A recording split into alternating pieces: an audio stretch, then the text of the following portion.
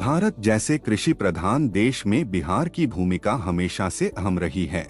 राज्य सरकार के कृषि रोड मैप और आत्मा कृषि प्रौद्योगिकी प्रबंधन अभिकरण जैसी योजनाओं ने किसानों के आर्थिक और सामाजिक उत्थान में क्रांतिकारी बदलाव लाए हैं। आत्मा कैमूर की इकाई ने स्थानीय आवश्यकताओं को ध्यान में रखते हुए समेकित कृषि प्रणाली को बढ़ावा दिया है। इसका बेहतरीन उदाहरण दुर्गावती प्रखंड के मधुरा ग्राम के प्रगतिशील किसान दिनेश कुमार सिंह हैं। प्राकृतिक संसाधनों का कुशल उपयोग।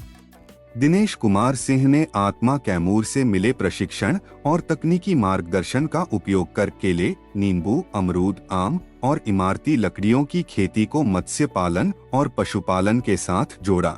इस समेकित कृषि प्रणाली से उन्होंने न केवल अपनी आय में वृद्धि की बल्कि अन्य किसानों को भी प्रेरित किया। आत्मा कैमूर के उप परियोजना निदेशक नवीन कुमार सिंह के अनुसार दिनेश कुमार ने अपनी जमीन पर नर्सरी तैयार कर जिले भर के किसानों को उच्च गुणवत्ता वाले पौधे उपलब्ध कराए। इनके द्वारा जो है बागवानी फसल में खास करके केले की खेती, नींबू की खेती, अमरूद की खेती, आम की खेती और साथ साथ इमारती लकड़ी की भी खेती के साथ साथ नर्सरी उत्पादन का भी कार्य किया जाता है। मनरेगा वगैरह में भी इनके द्वारा पौधे का जो है वितरण किया जाता है और काफ़ी उच्च स्तरीय किस्म के जो पौधे हैं, फलदार वृक्ष हैं और इमारती लकड़ी है, उनका भी अच्छा खासा उत्पादन करके और नर्सरी उत्पादन करके किसानों के बीच में वितरित किया जाता है। अक्सर इनके प्रक्षेत्र पे दूर दराज क्षेत्र के कृषक आया करते हैं, चूँकि इनके यहाँ समेकित कृषि प्रणाली के अंतर्गत बागवानी एवं मत्स्य पालन बहुतायत से किया जाता है और इनके प्रक्षेत्र पे पपीते की खेती भी बहुत ही अच्छी तरीके से की गई है और ये बहुत ही अच्छी प्रजाति है जो कि ऊपर से नीचे तक पूरी तरह से फल से लदी हुई है और ये किस्म जो है अगल बगल के किसानों द्वारा काफ़ी जो है डिमांड की जा रही है। और साथ में जो इमारती लकड़ी में इनके पास शीशम के पौधे, महोगनी के पौधे, वो काफ़ी जो है दूर में प्रचार प्रसार लोगों द्वारा किया गया है। जो भी इनके पौधे हैं वो उच्च स्तरीय क्वालिटी के हैं जो कि किसानों के बीच में काफ़ी लोकप्रिय हैं। बागवानी फसलों से और मत्स्य पालन के साथ साथ इनके यहाँ समेकित कृषि प्रणाली अंतर्गत जो है उत्पादन कर अन्य कृषकों के लिए मिसाल कायम करते हैं और हम चाहेंगे हमारे अगल बगल के जो भी किसान बंधुगण हैं उनको भी अपना सलाह देते रहें ताकि वो अपनी कृषि में आमदनी को बढ़ा सके। पारंपरिक खेती से नवाचार तक। पारंपरिक खेती में सीमित लाभ को देखते हुए दिनेश कुमार ने पशुपालन और जैविक खाद निर्माण को अपनी कृषि प्रणाली में शामिल किया, जिसे उन्होंने नर्सरी और मत्स्य पालन में उपयोग कर उत्पादन लागत को कम किया। दिनेश कुमार बताते हैं, पहले मैं 50 बीघा जमीन में खेती कर भी संतोषजनक आय नहीं कमा पाता था, लेकिन अब सिर्फ 10 बीघे जमीन में नर्सरी तैयार कर सालाना लाखों रुपए कमा रहा हूँ। यह आत्मा के प्रशिक्षण और भ्रमण कार्यक्रमों का नतीजा है।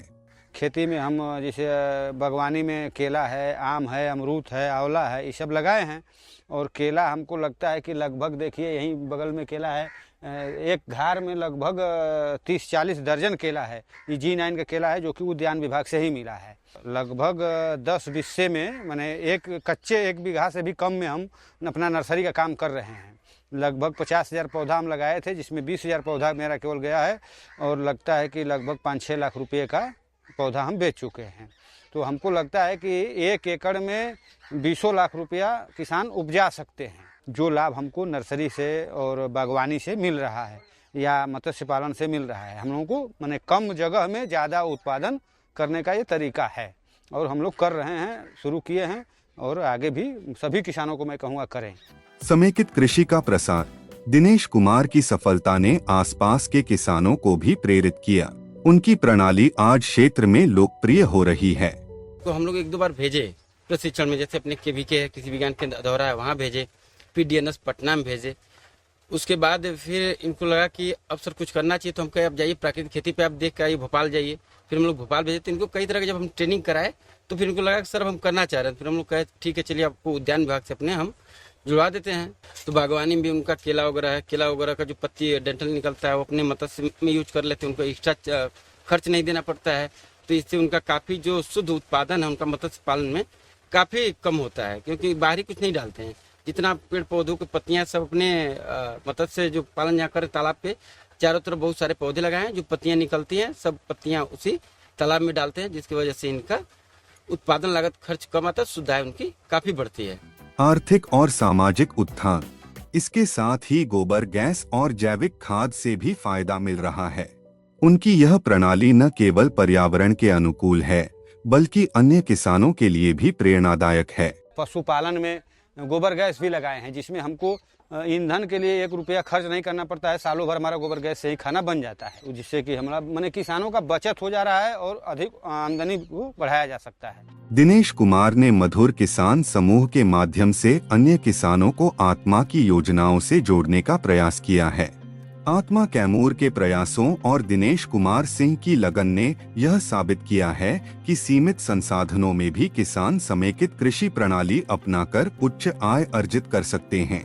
यह मॉडल कृषि क्षेत्र में नवाचार और आत्मनिर्भरता की मिसाल है। केंद्र और राज्य सरकार, आत्मा कैमूर की टीम और दिनेश कुमार जैसे किसानों को इस सफलता के लिए बधाई।